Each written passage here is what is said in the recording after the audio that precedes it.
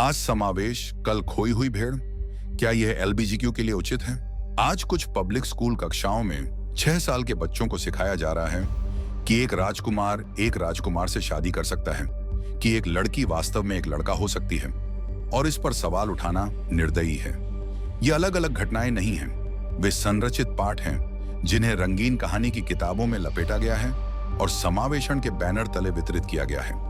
अपने बच्चों को विश्वास, आज्ञाकारिता और बाइबल की सच्चाई में बड़ा करने का प्रयास करने वाले ईसाई परिवारों के लिए यह शांत कक्षा परिवर्तन केवल पाठ्यक्रम के बारे में नहीं है, यह उनके बच्चे के दिल और विश्व दृष्टि के लिए लड़ाई है।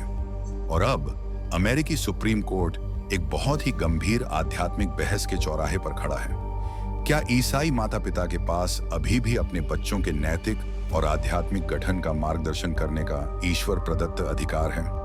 समीक्षाधीन मामला मॉन्टगोमरी काउंटी, मैरीलैंड से आता है, जहां ईसाई, मुस्लिम और यहूदी पृष्ठभूमि के परिवार अपने बच्चों को अंकल बॉबी की वेडिंग, एंड लव, वायलेट जैसी LGBTQ+ थीम वाली कहानियों की किताबों वाली सार्वजनिक स्कूल की कक्षाओं से बाहर करने के अधिकार के लिए लड़ रहे हैं। काउंटी विविधता पहल के हिस्से के रूप में पेश की गई ये किताबें समलैंगिक संबंधों का जश्न मनाती हैं। फिर भी कई माता पिता मानते हैं कि सामग्री उनके विश्वास के मूल सिद्धांतों के विपरीत है।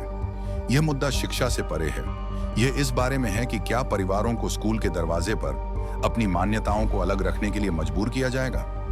हमारे प्रभु यीशु ने चेतावनी दी थी कि ठोकरें आएंगी, खासकर बच्चों के लिए।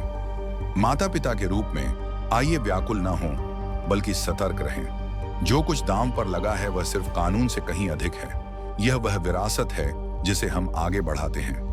यह उन बच्चों के पालन पोषण के बारे में है जो अंधेरे को प्रकाश कहने वाली संस्कृति के बीच न केवल सुरक्षित हैं, बल्कि चमक रहे हैं, सच्चाई में अडिग हैं। आइए हम इन अंतिम दिनों में ज्ञान, साहस और पुनरुत्थान के लिए प्रार्थना करें।